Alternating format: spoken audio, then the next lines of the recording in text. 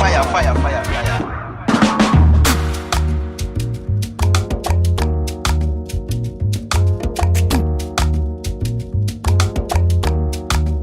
You're probably asking, why am I wearing this tracksuit?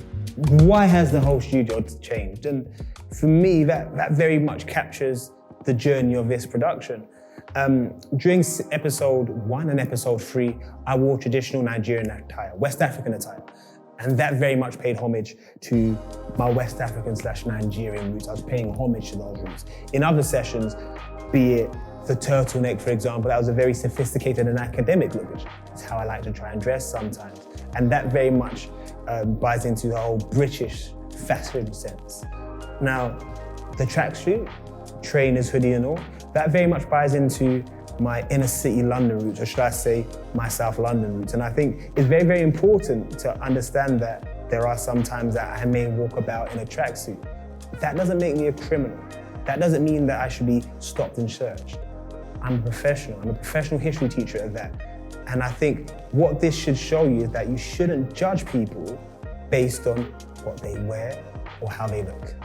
Without the contributions of black people, London quite simply wouldn't look the way it looks today.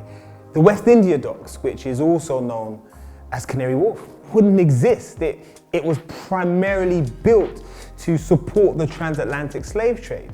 You have the Bank of England and their involvement in the transatlantic slave trade, or at least members of the Bank of England.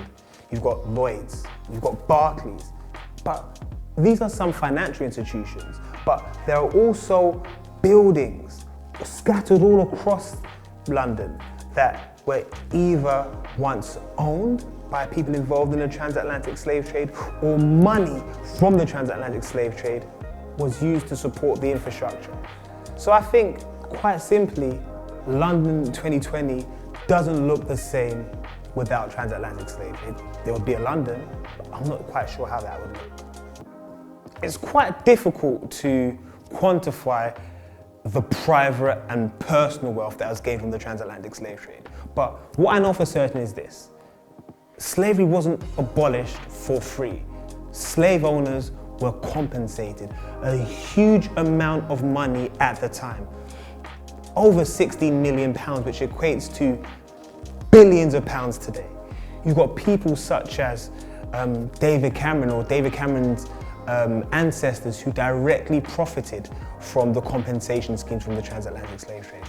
Now, the compensation schemes meant that some people could afford certain lives, or could purchase things that they may not once have necessarily been able to afford before. And because of that accumulation of wealth, a level of privilege came with that.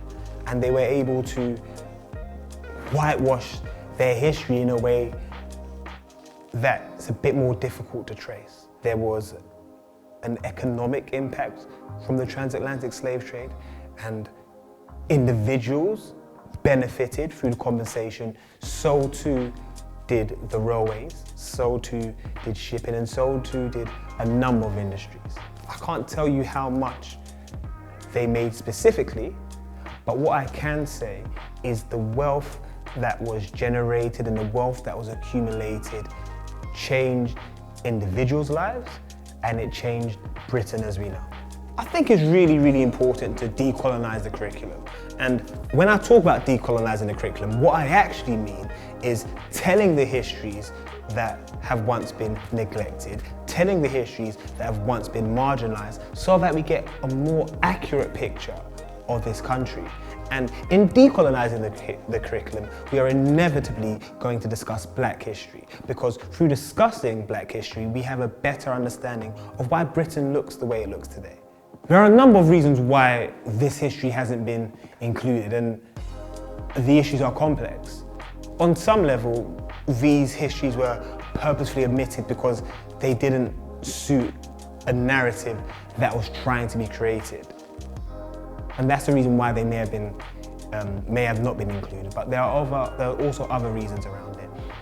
There's also the issue around evidence. And yes, you had Peter Fryer's book back in the 1980s, but you didn't have as many, whereas now you have so much more groundbreaking evidence, so much more groundbreaking research that allows teachers to discuss this information a lot more confidently. And I think finally, it's important for me to acknowledge that, you know, my forefathers, my ancestors, people of the past, black people of the past just like me, were able to fight battles that allow me to stand here, that allow me to be inside a classroom and teach history. You most probably wouldn't have had a black history teacher in the 1970s, or you'd have at least had very few.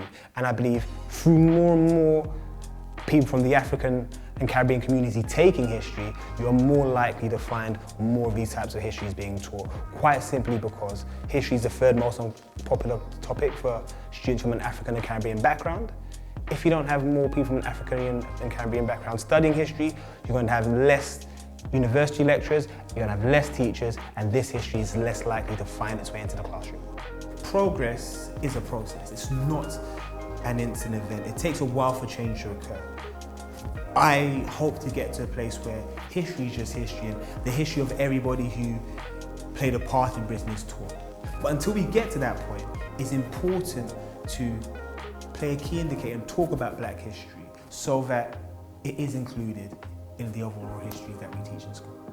As a history teacher, my job is usually about looking at the past, looking at past events and making sense of them. That's what I really do.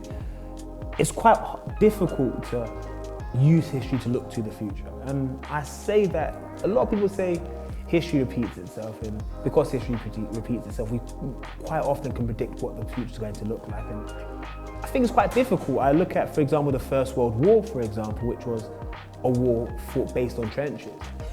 And based on that knowledge, you'd think that the Second World War would be similar, but it was completely different. And I guess the reason why I say that is it's difficult for me to conclusively say what the future looks like for Britain and for black people in Britain as a result of the knowledge they have, as a result of the experiences they have. I certainly hope that the Britain they grow up in is better than the Britain that I've grown up in, or better than the Britain that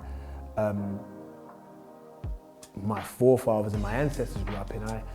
I certainly hope that it's a Britain that finally confronts its past and has open and honest discussions about it and allows people to move on that way. And it's not about having open and honest discussions about demonizing people.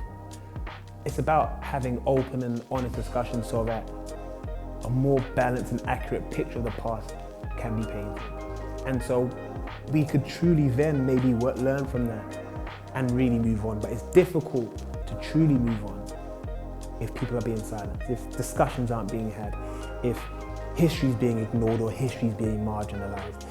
As long as that continues, the cycle continues, and it will be difficult to get the Britain that I'm sure all of us from Britain would love to have one day.